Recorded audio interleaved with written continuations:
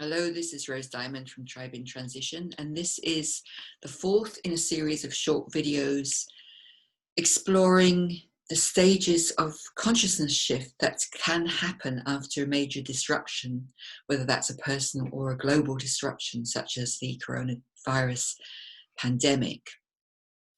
So I've spoken about how the first stage tends to be resistance. So a disruption happens, and our first reaction often is it's like just that. It's a reaction. We react against it.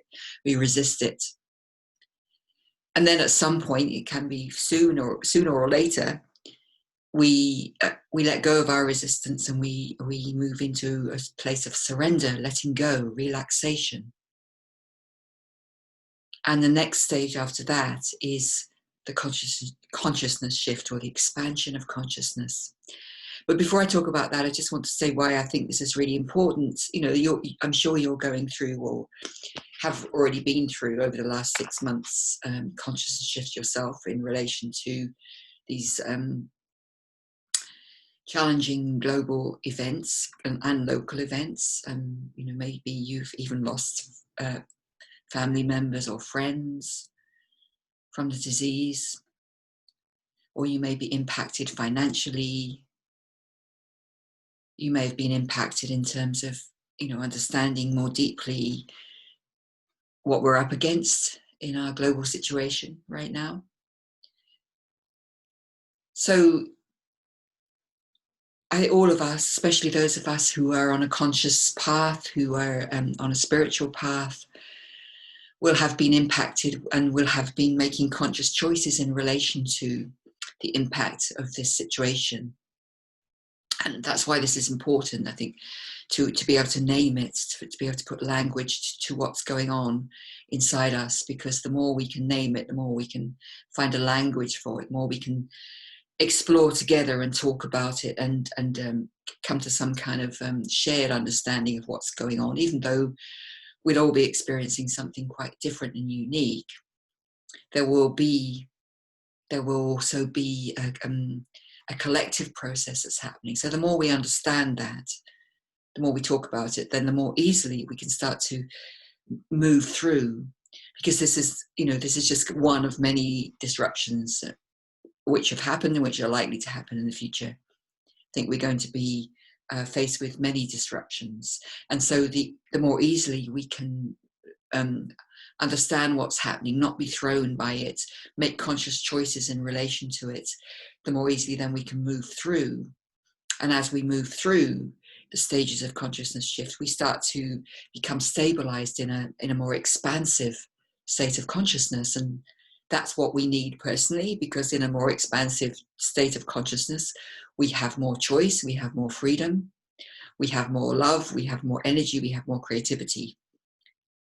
So becoming stabilized in a more expansive state of consciousness is good for us, and it's also good for everybody else and for the planet, because from the more expanded state of consciousness, we become part of the solution rather than part of the problem. So that's why I'm doing this. That's why I'm taking the time to talk about my own experiences and to make some suggestions about how a lot of this may be collective as well, because I think this is really, really important. So resistance, surrender, expansion. So we go from the resistance as a contraction, the surrender is a letting go, and then from that place of letting go, we go into an expansion. And you know, that expansion, it may be part of how I first experienced that in the lockdown situation, was because we were having such beautiful weather here in the UK, beautiful, beautiful spring, very benign, very soft, very sunny, very gorgeous. And it was so quiet. It was so beautifully quiet. And it took me back to being a child, actually, in the 50s, when there was very little traffic on the road. I lived on a council estate just outside of London. And that was before everybody had a car, so there were very few cars in our streets, there's very little traffic on the road. And the lockdown reminded me of those days of childhood innocence when, you know, summer days seem to last forever. And as a child, there was nothing to worry about, there was nothing to do. So just kind of floating in this kind of experience of spaciousness and timelessness. So that's where I went after my surrender at the beginning of lockdown, into a state of innocence, spaciousness and timelessness, which was really beautiful and peaceful and such a relief. And you may have experienced times like this, for example, in the new year, you know, when collectively one chapter is ending and another one is beginning, and there's that pause. It's like a pause between breaths. There's nothing to do, there's nowhere to go. You're just basically in a state of spacious being. It's very, very lovely. Their mind, you know, in the surrenders, the mind is emptied out. We kind of let go of all the yucky egoic voices that are telling us we should be doing this and we should be doing that. We let go of the busyness. Just surrender, sink into, relax into pure being, which is, and being isn't passive. It's a state of, it's a flow state from that being. Once we've relaxed into being, then the next step naturally emerges. The next action naturally emerges. We're not pushing ourselves. We're simply being with our own natural inflow and outflow. And life is happening through us spontaneously.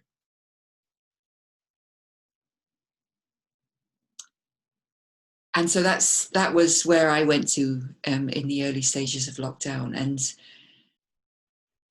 then the shift of consciousness that happened for me was that I started to fully identify with nature. It seemed to me that nature, because everything was, it was beautiful, and the beautiful weather went on for about 6 weeks, which was very unusual in the UK.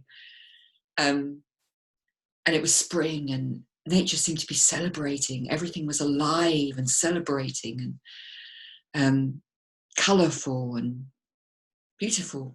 And it seemed to me that nature was saying, oh, thank goodness. Oh, thank goodness. The humans have gone inside. The humans have stopped spurting out all their toxins from their cars and their aeroplanes. Now we can breathe. The birds can breathe. The animals can breathe. The earth can breathe.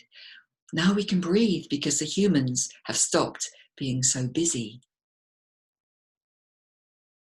And so I just had this complete, I mean, you know, these things I have known in my head, you know, we know in our head, but somehow in that surrender, the knowing drops from the head into the heart. So I knew through my whole being that a lot of the problem that we're facing at the moment with the destruction of our environment is our busyness, human busyness, the need to be busy, the need to be important, the need to be rushing around trying to fix things. This constant restlessness, the constant desire for more, the constant consuming, and then the waste that comes from that consuming. The pollution that comes from thinking that, you know, oh, I'll just fly off to Italy today, or oh, I'll just fly off to America today because we can. And it was a kind of wake-up call in that for me, to really step back and look at the lifestyle choices I have been making. I don't think I'm someone who's had a big carbon footprint, but certainly I could be making less of a carbon footprint. Certainly I could be living more simply. So in this consciousness shift, this expansion of consciousness that I went through, I started to identify with nature, and I started to not identify so much with suffering humanity. So I've been identifying with suffering humanity all my life. I've been a healer all my life. Started in my family. That's been my identity. So this was not only a shift of perception, was also a shift of identity, to stop identifying so much with suffering humanity and to start identifying more fully with nature and the impact that suffering humanity is having on nature. Doesn't mean to say that, of course, that humanity is not part of nature. We are part of nature. But we've lost our connection of being part of nature, as you know, and we've started to, or we have been for 100 years or more, dominating, using, abusing nature. So to come into alignment with nature, with life, this is what was happening for me. A new alignment.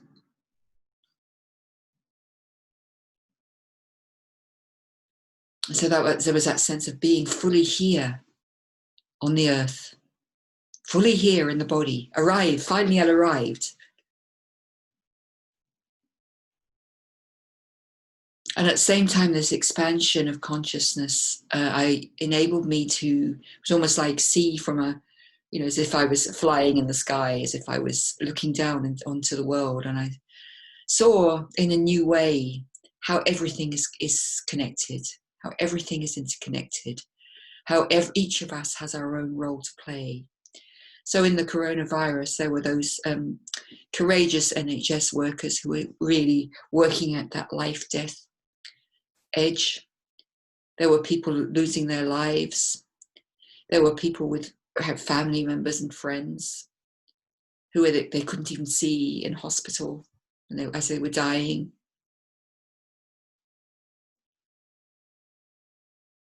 There were people in the supermarkets keeping life ticking over for the rest of us, being willing to sit there day after day, even though this virus was happening.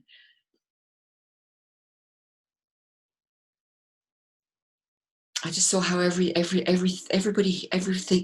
had their own place. Everybody had their own role. Even those aspects of society which are not helpful, which are not working for the good, they still have their role. They still have their place.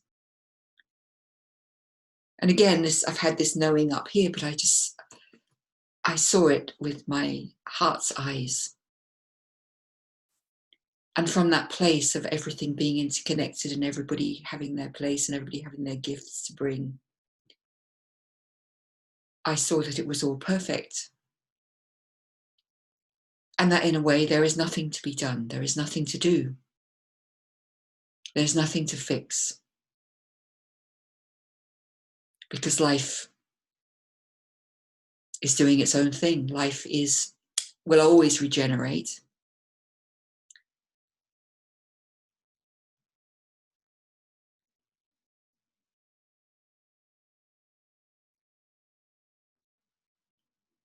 So in that, this was a kind of vision that I had in just in a few moments, really, but it's changed everything for me. And as I'm saying, nothing that I'm telling you is particularly new, but it's landed in me in a new way. That everything is perfect, that there's really nothing to do, there is nothing to fix. And that really, the only thing that I have to do is to celebrate life, to enjoy life, to be part of the joy of life, to receive life, because to be part of the joy of life is to receive life and the gifts of life, to become part of the flow of life. It's only when I can really receive that I can fully give back. So as I become part of the flow of life, I'm giving back. I'm receiving the gifts and I'm giving back. I'm receiving the energy and I'm giving back in a totally natural, unforced way, simply because I'm alive and I'm aligned with life and I'm full of life. And this was a new perspective for me, because up until that moment, as I've said, I had been working as a healer. I had been working to heal. I've been working to heal myself. And I'm not saying that healing is not necessary. It's really difficult to explain unless you understand, unless you fully understand what it's really difficult to explain. But I had a new perspective, and I also had a new identity. I was no longer the person that I'd been before I had this this vision, this knowing, this soul knowing.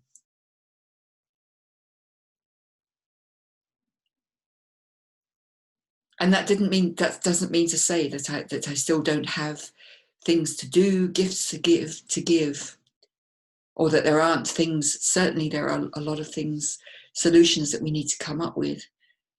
It's not about that. It's about where we come from in our giving, in our being here on earth. Are we coming from a place of fear, a place of alarm, a place of, oh, we have to do something, it's urgent, we have to do, or are we coming from a place of being fully aligned with life and letting the intelligence of life flow through us and activate our gifts, motivate us into action, becoming love in action, connecting with others as love in action? It's that place of choice. We come from fear and urgency and pushing and busyness, or whether we come from the natural arising of love in action. So the consciousness shift, it has this sense of expansion, a bigger vision, more clarity, dropping into our heart and soul knowing, bigger perspective, more global, cosmic perspective even, and a new sense of identity, a new sense of I am, who I am, and therefore what my life is for. Thanks for listening.